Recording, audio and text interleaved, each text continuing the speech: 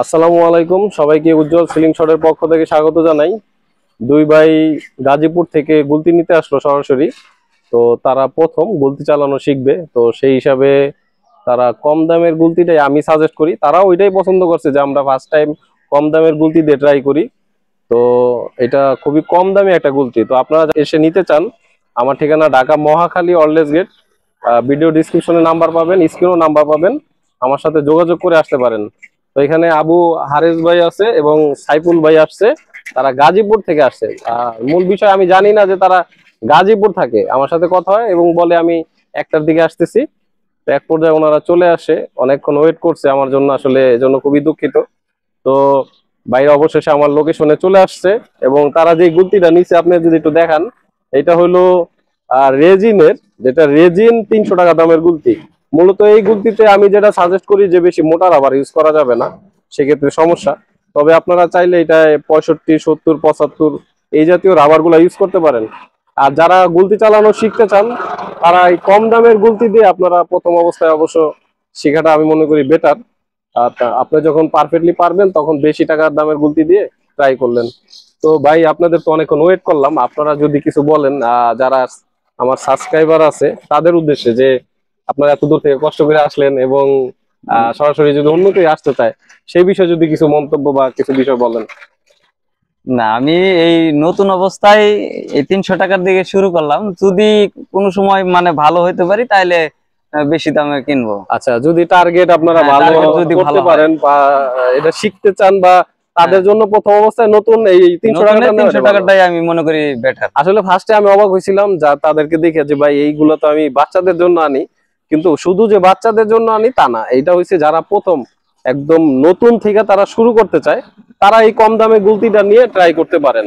তো তাদের জন্য এটা বেটার। তারপর আপনি যখন শিখতে পারলেন, ভালো মানের একটা গুলতি নিলেন স্টিলের ভিতরে। আর রেজিন দেখে যে এটা একদম নর্মাল তা কিন্তু না, এটা আপনার অনেক মজবুত। আশা করি সঠিকভাবে ইউজ করতে পারলে লং টাইম ইউজ করা যাবে।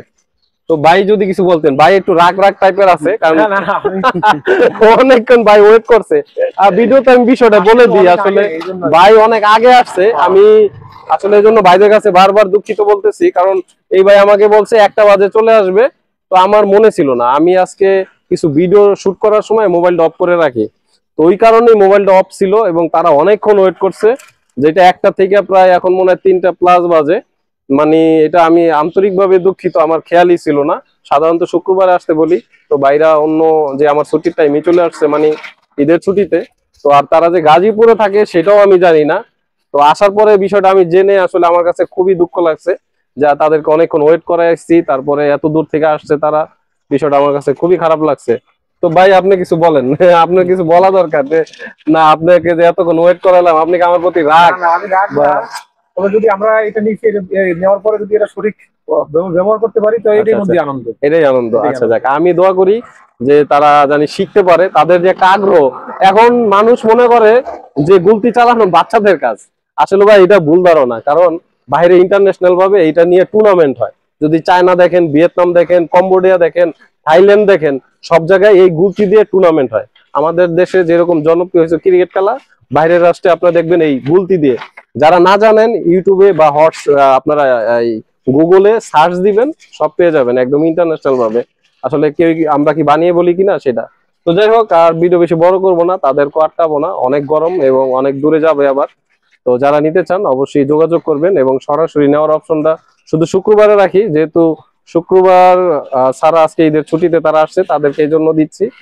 তো সবাই ভালো থাকবেন, ওকে, আল্লাহ হাফেজ।